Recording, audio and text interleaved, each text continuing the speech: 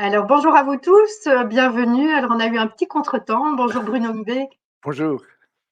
Donc voilà, on est quand même là. On avait annoncé qu'on serait là vers midi, puis midi et demi, 1 heure, enfin voilà. Je sais que Bruno Mbeck est bien, occupé avec des formations, donc je suis ravie qu'il soit là, aujourd'hui. Alors pour rappel, moi je m'appelle Sandrine Corbiot, j'ai fondé Parenthèse et donc concrètement, j'adore faciliter les liens, éclairer les parents et pas que les parents, mais toutes les personnes au travers de tout ce qui m'inspire au niveau de l'éducation, la pédagogie, la connaissance de soi et la spiritualité aussi. Et pour moi, l'éducation, c'est avant tout élever vers le haut et je pense que les enfants en ont besoin, mais nous aussi les adultes, on a besoin de s'élever et moi je suis habitée par l'idée de continuellement apprendre et continuer à grandir et donc voilà un petit peu l'essence de Parenthèse et vous pouvez retrouver, toutes les conférences que j'ai organisées sur une plateforme, la plateforme de membres, et Bruno Imbé que je remercie, vraiment beaucoup, qui est une très belle ressource au niveau de Parenthèse, intervient très, très souvent et donc rebonjour Bruno Imbé, donc vous êtes, docteur en sciences de l'éducation, psychopédagogue et auteur de nombreux livres et vous venez d'écrire L'intelligence émotionnelle à l'école et en famille aux éditions Mardaga. Et donc, on va parler un petit peu de cette intelligence émotionnelle aujourd'hui, c'est un petit peu le propos Oui. de ce live. Euh, donc, j'avais envie avant tout de vous demander, ben, c'est quoi, quelle est la différence entre une émotion, un état d'âme et un sentiment? Alors ça, c'est une question essentielle, hein, parce qu'on les Oui, confond souvent, hein. Ce sont 3 états affectifs et on a l'impression que c'est un peu la même chose. On fait une espèce de salmigondis avec tout ça en se disant: «Tiens, j'ai une secousse affective, on va appeler ça une émotion» et je vois très souvent une confusion. Les émotions, c'est quelque chose de très brutal qui nous relie au sol d'ailleurs, hein. C'est ce qu'on partage avec l'animal. On ne partage pas les états d'âme avec les animaux, on ne partage pas les sentiments, mais on partage les émotions. Il y en a 5: joie, tristesse, colère, peur, dégoût. Au-delà, on va tout de suite imaginer que le cortex commence à se mettre en mouvement. En fait, une émotion, c'est quelque chose qu'on reçoit brutalement dans son rapport avec la réalité. C'est la première impression psychologique que nous font les choses. Ça va susciter des émotions. Tout notre environnement, en fait, dès qu'on le percute, ben, ça se transforme en émotion. Cette émotion, notre cortex peut lui donner un sens, une signification particulière. Pourquoi est-ce que j'ai peur? Qu'est-ce qui explique cette peur? Est-ce qu'il y a des raisons objectives d'avoir peur dans le monde, par exemple, hein? mmh, Si je ouais, parle de la guerre, par exemple, la guerre fait peur, mais la guerre mmh, inquiète, surtout quand on commence à y réfléchir, quand on commence à la voir à nos portes, quand on commence à utiliser notre cortex pour transformer cette peur en inquiétude. L'inquiétude, c'est une peur, c'est une émotion visitée par, le cortex qui en fait un support de questionnement. Et donc, les animaux n'ont pas d'état d'âme. Ils ne se posent pas de questions par rapport à leurs émotions. Si un jour vous trouvez un gorille très triste, c'est très très envisageable, mais vous ne trouverez pas un gorille qui raconte son chagrin d'amour à un autre gorille. Ce sont probablement pas des gorilles. Dans ces cas-là, ce mmh, sont probablement des êtres humains parce que seul l'être humain est capable, par exemple, de transformer sa tristesse en chagrin. Et on est dans un schéma dans lequel on va le faire en permanence, hein, et on le fait très très vite. Les enfants le font moins vite que les adultes. Les adultes, très vite, dès qu'ils ont une émotion, ils perdent le sens de cette émotion, ils en font un état d'âme. Or, une émotion et un état d'âme ne vont pas stimuler les mêmes réactions. Si je vous dis j'ai peur, vous allez me dire mais de quoi? Qu'est-ce qui se passe? Si je vous dis je suis inquiet, vous allez me dire asseyez-vous, on va en parler, parce que ce sont nos cortex qui vont envisager les choses. Et si je fais encore un niveau affectif supérieur, là je vais me dire si je transforme en sentiments, c'est-à-dire des manières durables de voir le monde, là, je vais me retrouver, par exemple, si je vous dis je suis terrorisé, vous allez vous demander comment est-ce qu'on peut prendre en charge cette terreur parce que la vision du monde m'empêche de vivre confortablement dans ce monde. Ce qui permet de bien le comprendre, c'est le fonctionnement en fait du terrorisme. Les terroristes ne visent pas à faire peur aux personnes. Si vous me dites on a vu ces t-shirts absolument stupides apparaître après des attentats, même pas peur. Si des mmh, bombes explosent dans notre environnement, si on n'a pas peur, c'est même pas qu'on n'est pas humain, c'est qu'on n'est pas vivant. Même pas inquiet, suppose j'ai pas de cortex. C'est-à-dire que dans un monde dans lequel des bombes peuvent exploser partout, je n'arrive pas à m'inquiéter. Ce serait un peu sujet à questionnement par rapport au fonctionnement de notre cortex. Même pas terrorisé, j'aurais voulu voir des t-shirts qui signalent ça. C'est-à-dire, je ne suis pas rendu impuissant à vivre dans un monde dans lequel tout est une source d'inquiétude et ma peur est quasiment permanente. Les terroristes ne s'y trompaient pas, ils ne visent pas à faire peur, ils ne visent pas à inquiéter, ils visent à bloquer un système social en terrorisant les personnes. C'est ce mécanisme-là qui est vraiment important à comprendre chez un être humain parce que, évidemment, que les émotions ont de nos jours de plus en plus d'importance. On assiste à leur retour au premier plan. Ça peut être une très bonne chose si on en comprend bien le fonctionnement. Et quand on voit apparaître des sociopathies, c'est-à-dire des nouvelles pathologies appartenant à un cadre social déterminé, comme l'hypersensibilité, on peut quand Oui, même être j'allais inquiet. vous demander, oui. Voilà, on peut être inquiet parce que là, on se dit, tiens, est-ce qu'on n'assiste pas au retour de ce qu'on évoquait auparavant, c'est-à-dire comme un défaut de fonctionnement, c'est-à-dire la sensiblerie.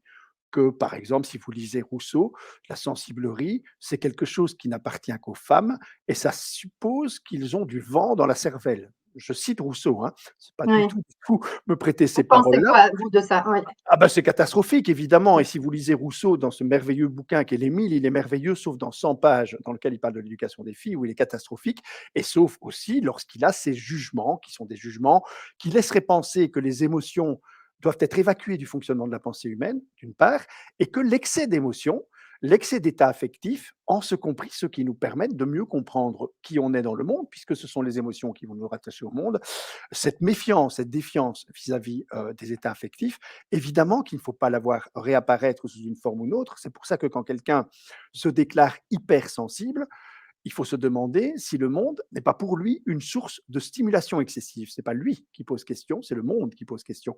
L'hypersensible n'est pas quelqu'un qui fonctionne mal, c'est quelqu'un qui vit dans un monde dans lequel les sources de stimulation sont multiples et on ne lui donne peut-être pas le temps et les moyens de les décoder, de les accepter et d'accepter cette idée que les événements suscitent chez lui des états émotionnels qu'il a parfois du mal à contrôler. Oui, donc il y a une question de temps aussi, de prendre son temps, d'accueillir, et Alors, de sentir ce qu'il y a à l'intérieur, c'est ça? d'être dans la même temporalité que l'émotion. Une émotion, ça prend le temps. Et c'est pour ça Mmh. d'ailleurs, parce que ça a différentes composantes, mais qu'une émotion est porteuse d'un message. Tant que ce message n'est pas entendu, si vous avez peur de quelque chose et que vous vous interdisez d'avoir peur parce qu'on vous a dit, par exemple, vous êtes un petit garçon, on vous a dit, mais t'es un petit garçon, t'as pas peur, hein. Et donc, je vais comprimer cette peur et tout va devenir un support de cette peur. Et je vais finir par devenir anxieux, voire angoissé. Anxieux si je porte ma peur sur d'autres objets, mais que j'ai tendance à généraliser, et angoissé si je n'arrive pas à nommer ce sur quoi je porte ma peur. C'est pour ça qu'une émotion, ça prend toujours le corps en état. Il faut bien comprendre qu'une émotion, c'est quelque chose de à la fois simple et brutal, je l'ai dit tout à l'heure, mais aussi très complexe parce qu'il y a plusieurs composantes. Il y a une composante cognitive. Une émotion, c'est quelque chose qui va nous apprendre à connaître le monde Mmh. et à c'est porteur d'informations. Tant que l'information que l'émotion apporte n'est pas clairement intégrée, eh bien l'émotion va continuer à frapper. Cette composante cognitive, elle est de deux ordres chez un être humain. Il y a un niveau 1, c'est un peu comme dans l'intelligence rationnelle, hein. Il y a un système 1 qui est intuitif, qui répond rapidement et qui répond de manière impulsive. Si vous êtes en train de faire une randonnée dans les Pyrénées et que sur votre chemin, il y a un ours qui montre des dents, activez le système 1. C'est sans doute plus rentable pour vos chances de survie, parce que si vous activez le système 2, qui effectivement, à partir de l'émotion, vous amène à vous poser des tas de questions, mais en activant le cerveau rationnel, vous allez vous dire, mais c'est un plantigrade qui généralement se nourrit de végétaux, mais qui peut parfois, à l'occasion, attaquer et agresser. Et ce sera un peu tard, je vais dire, pour fuir l'ours. Et donc, ce système 2 ne gagne pas à être activé à tous les coups. Mais dans un second temps, l'activer, c'est-à-dire système 1, je dois fuir. Système 2, attention, si je fuis en lui tournant le dos et en courant sans rester dans le face-à-face, il va me rattraper et il risque de m'agresser. Et donc, c'est Mmh. le système 1 qu'on active dans un premier temps, puis le système 2. Système 1, je dois fuir. Système 2, comment organiser cette fuite qui va me permettre d'être efficace. C'est pour ça qu'avec les enfants, on doit apprendre très très vite cette composante cognitive, ces porteurs d'informations. Qu'est-ce que l'émotion veut te dire? Et comment est-ce que tu vas décoder ce qu'elle veut te dire? Il y a des tas de petits outils et dans ce livre, Oui, j'essaie qu'il magnifique, soit oui. mais parce qu'il doit être si vous parlez des émotions à des parents ou à des enseignants ou des éducateurs, on doit leur dire C'est pas tout de dire: «Il y a une composante cognitive», c'est comment est-ce Oui, qu'on oui, aborde cette concrètement, comment on fait? voilà. Oui. Comment on fait? Par exemple, on demande à un enfant: «Décris-moi ton émotion et décris-moi toutes les circonstances», c'est-à-dire tout ce qui se passait autour de Mmh. l'émotion. Parce que l'émotion, par nature, c'est ce principe de cette composante cognitive, elle va me rendre très, très vigilant. Si je vous demande ce que vous faisiez au moment où les 2 tours jumelles sont tombées, à New York, vous savez probablement parce que vous avez un état émotionnel intense qui fait que Ouais. vous allez repérer et vous allez repérer tout ce qui est au-delà des tours jumelles. Si je vous demande ce que vous faisiez le 11 septembre de l'année suivante, vous ne le savez pas, Mmh. parce que votre cerveau n'enregistre pas. C'est ça la composante cognitive et on peut l'activer très, très tôt chez l'enfant en lui disant: «Tu as vécu une émotion? Raconte-moi un peu tout ce qui se passait et décris-moi cette émotion, complètement».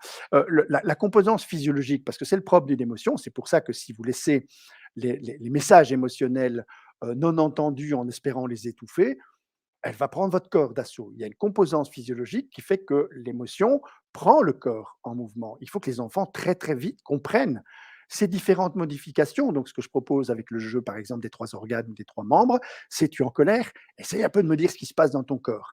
Essaye de te centrer sur toutes les modifications qu'il y a dans ton corps. Tiens, c'est vrai, tu as l'impression de crisper, tu as l'impression que tes épaules sont en train de se mettre en mouvement, tu as des fourmis dans les jambes parce que tu as envie de courir. Et vous avez des tas de symptômes qui sont associés aux émotions.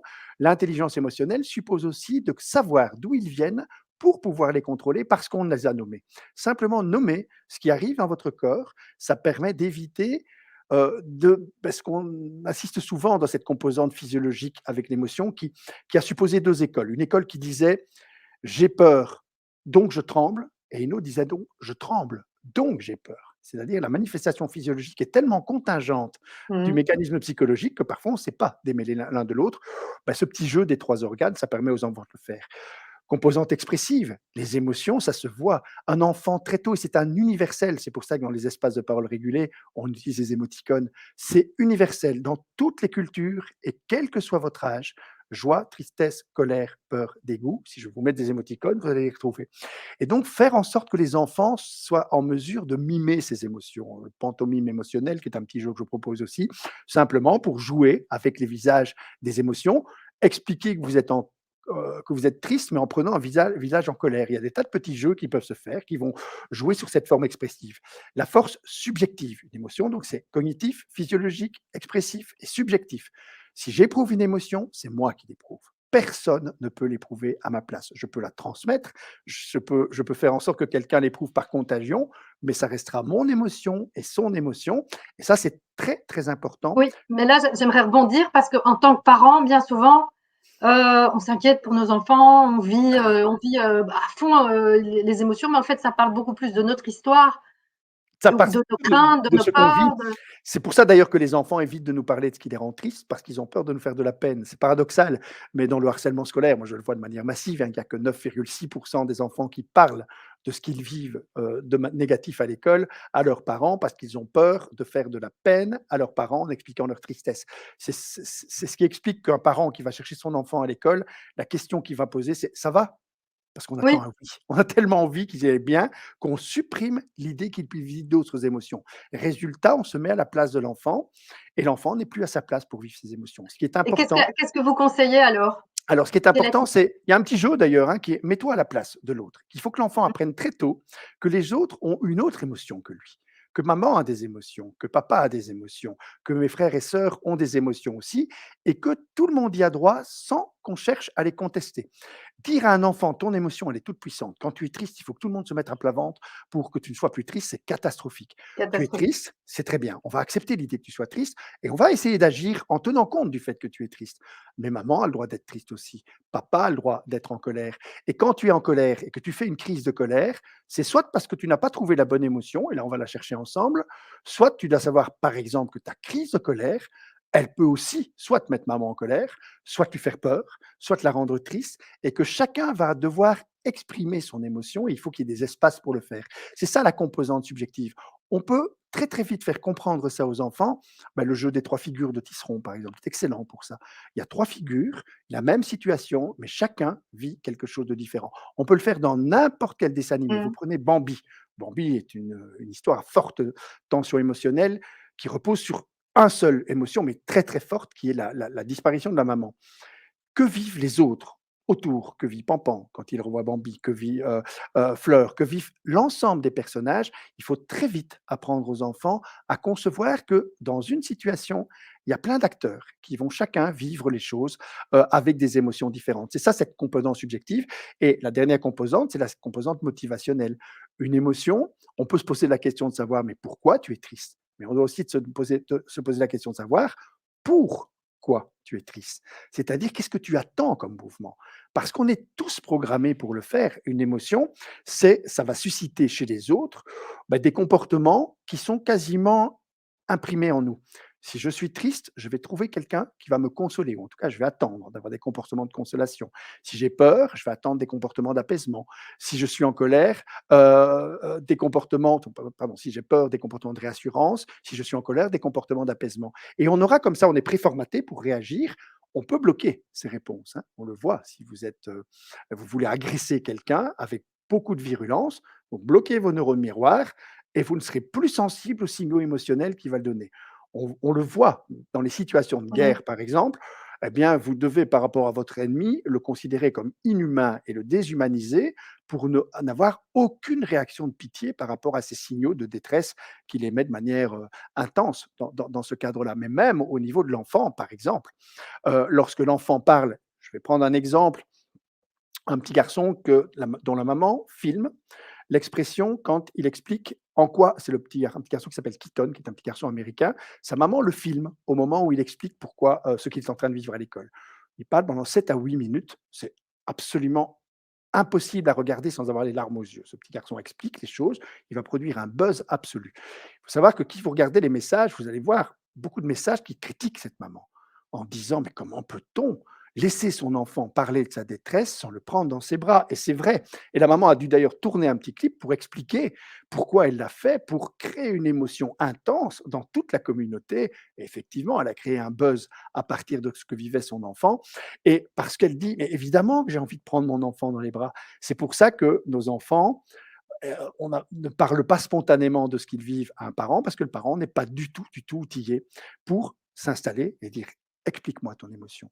Le parent va soit rendre l'émotion illégitime en disant mais tu ne dois pas être triste, tu sais, ou tu n'as pas des raisons d'être aussi triste que ça, c'est normal, hein, quand un proche, c'est quelqu'un vis-à-vis duquel la contagion émotionnelle est plus que probable. Et donc, vous allez avoir tendance, dès qu'un proche vous exprime une émotion, à essayer de diminuer l'intensité de cette émotion ou à la rendre carrément illégitime. Tu ne dois pas être aussi triste que ça, ou les raisons de ta tristesse ne sont pas aussi graves que ce que tu dis. Au lieu de Si lui vous donner toute la place. Oui, Alors oui, mais pour donner toute la place, toute la place. il faut être un professionnel. Pour un professionnel, c'est beaucoup plus simple. Vous êtes triste, dites-moi pourquoi vous êtes triste, parce que vous avez raison d'être triste, puisque vous avez vos raisons d'être triste. Et là, vous pouvez contenir l'émotion. C'est pour ça que les professionnels sont utiles et qu'il ne faut pas dire à des parents, vous savez, vous devez absolument accueillir l'émotion de votre enfant, etc., etc. Permettre, je l'explique dans le livre aussi, permettre que le flux émotionnel, c'est-à-dire le fait que je fasse un récit autour de mes émotions. Le flux émotionnel, ça va emporter, si vous êtes trop proche, celui qui entend ce flux. Parce que l'autre va vous raconter son histoire avec toutes les émotions qu'il met dedans, vous allez être emporté. Résultat, si c'est quelqu'un de proche, on aura tendance à l'interrompre très facilement. Ce sont les professionnels qui peuvent laisser s'écouler le flux émotionnel pour laisser l'ensemble de l'émotion se mettre en scène. Les flux émotionnels, il y a un petit exercice qui le montre très bien dans le livre, comment ça fonctionne. On est plus en proie à des flux émotionnels qu'à des émotions. Si vous regardez par exemple un dessin animé, vous allez avoir un flux émotionnel, c'est-à-dire il va y avoir différentes émotions et comme généralement ça finit bien, notamment les Walt Disney, ça finit très bien, donc on ne se méfie pas.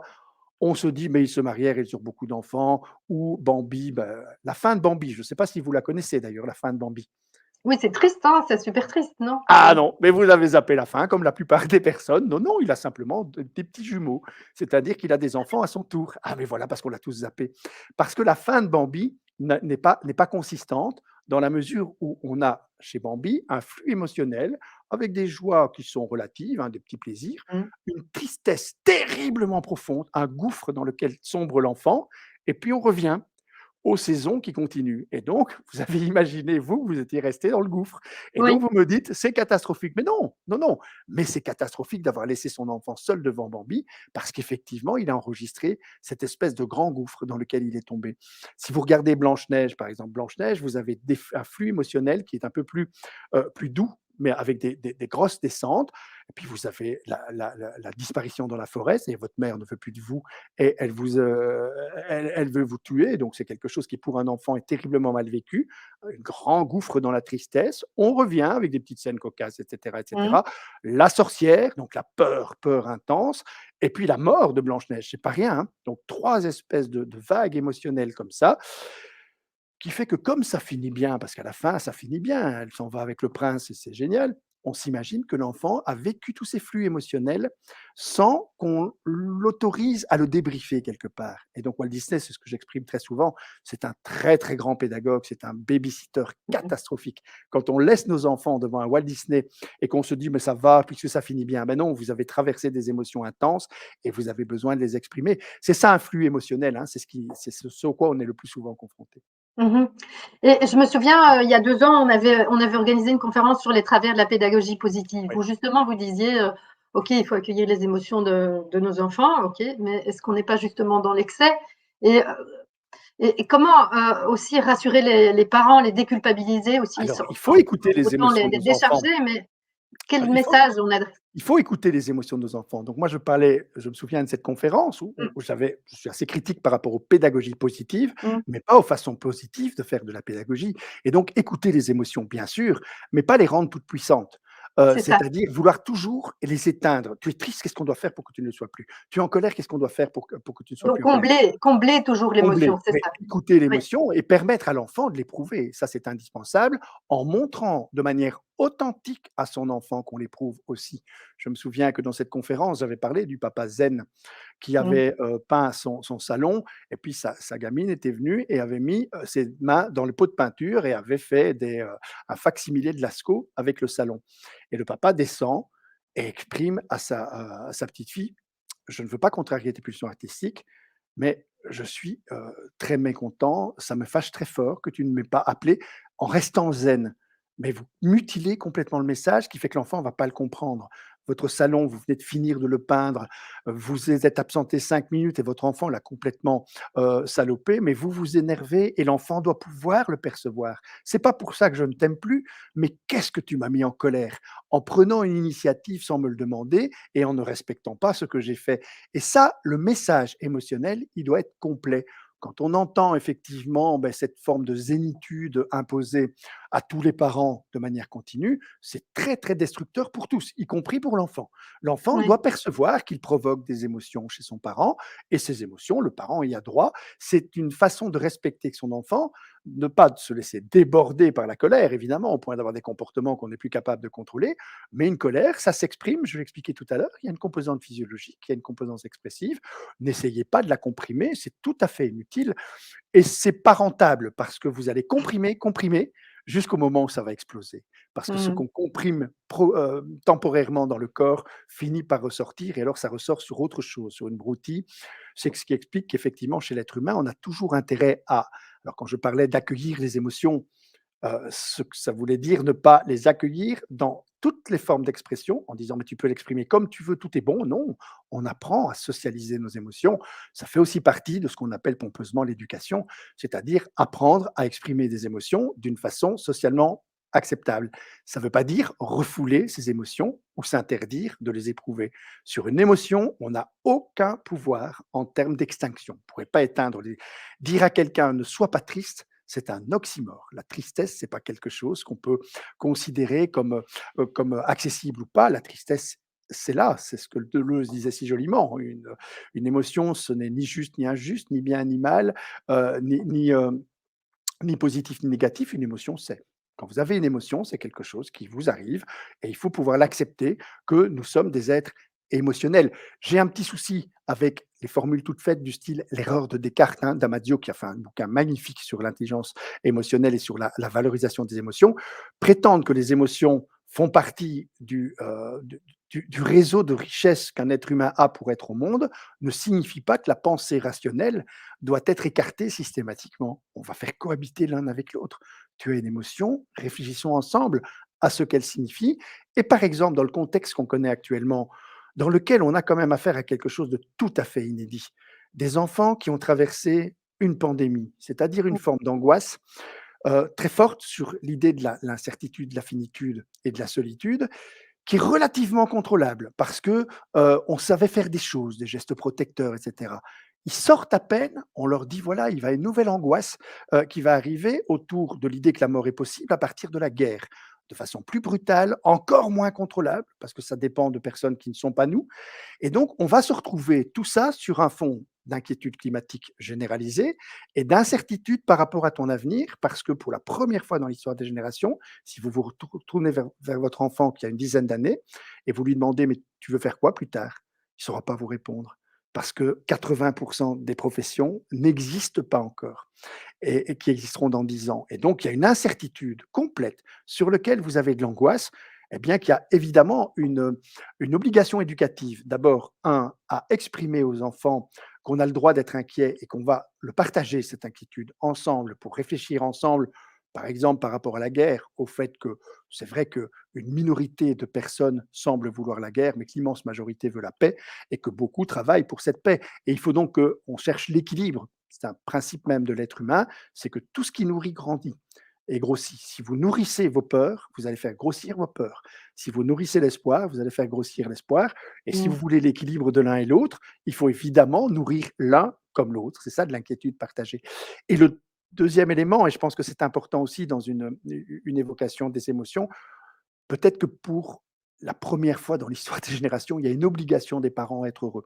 Et c'est un peu paradoxal par rapport à ce que je disais dans la pédagogie positive, mais l'obligation de montrer, alors quand je parle d'être heureux, ça ne veut pas dire d'être joyeux, hein. Sur une échelle du bonheur, être heureux, c'est avoir entre 7, 8. Si vous avez 9 ou 10, c'est soit que vous avez gagné au loto, soit que vous avez obtenu quelque chose que vous attendiez depuis longtemps, soit que vous êtes amoureux. Mais dans les cas de figure normaux, on a entre 7 et 8, c'est-à-dire un bonheur serein. Ce bonheur serein, on doit pouvoir montrer qu'on l'obtient en tant qu'adulte parce que ça va donner envie de grandir. Ce qui est fortement mis à mal pour le moment, c'est l'envie de grandir de nos enfants dans le monde tel qu'on leur présente. Et donc cette obligation de trouver une forme de bonheur serein, ça fait partie des mécanismes éducatifs qu'on doit activer.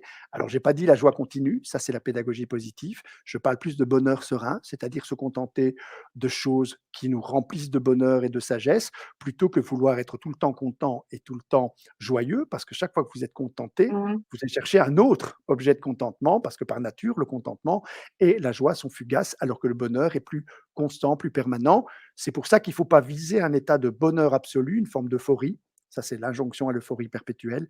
Mais il faut pouvoir montrer à nos enfants que, quelle que soit l'évolution du monde, quelles que soient les obligations qu'on s'est données, et Dieu sait si avec la pandémie, on a vu ressortir les grincheux, hein, tout le monde râlait, tout le monde en avait contre le monde entier, des clivages d'opinion, mais avec beaucoup de tension.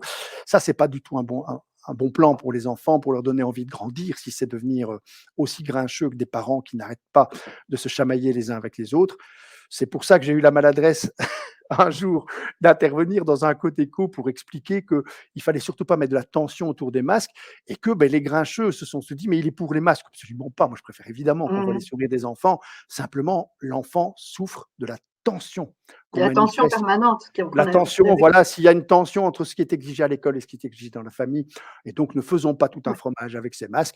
Et effectivement, sur ce cas-là, il suffit d'une petite intervention comme ça et vous recevez sur les réseaux sociaux des milliers de Oui, messages oui, qui vous disent on sait bien. parce que ce clivage est important et dans les émotions, c'est fondamental parce que les réseaux sociaux sont devenus un réceptacle d'émotions beaucoup plus. C'est la communication émotionnelle qui est très peu tempérée par la communication rationnelle, par l'argumentation. Et ça peut se faire, hein, mais il faut trouver cet équilibre-là. C'est vraiment important si on veut que nos réseaux soient vraiment des réseaux de communication qui tiennent compte de l'ensemble des composantes d'un être humain. Oui, et je dirais dans ce bonheur, je dirais c'est aussi une question de sens à trouver aussi. Alors, Nous, les adultes. je suis assez d'accord, sauf que la vie a du sens quand on l'aime. Il faut aimer la vie pour qu'elle ait un sens, il ne faut pas attendre qu'elle ait un sens pour l'aimer. Si vous attendez que la vie ait un sens pour aimer la vie, les philosophes comme Camus le disaient tellement mieux que moi: «La vie est absurde, mais on peut l'aimer énormément et être heureux dans un monde absurde. Il faut imaginer Sisyphe heureux». Cette phrase-là est essentielle parce que beaucoup s'imaginent qu'il faut d'abord trouver un sens à la vie avant de la trouver aimable. Non, c'est parce qu'on lui a l'a trouvée aimable qu'on lui trouvera tout naturellement un sens.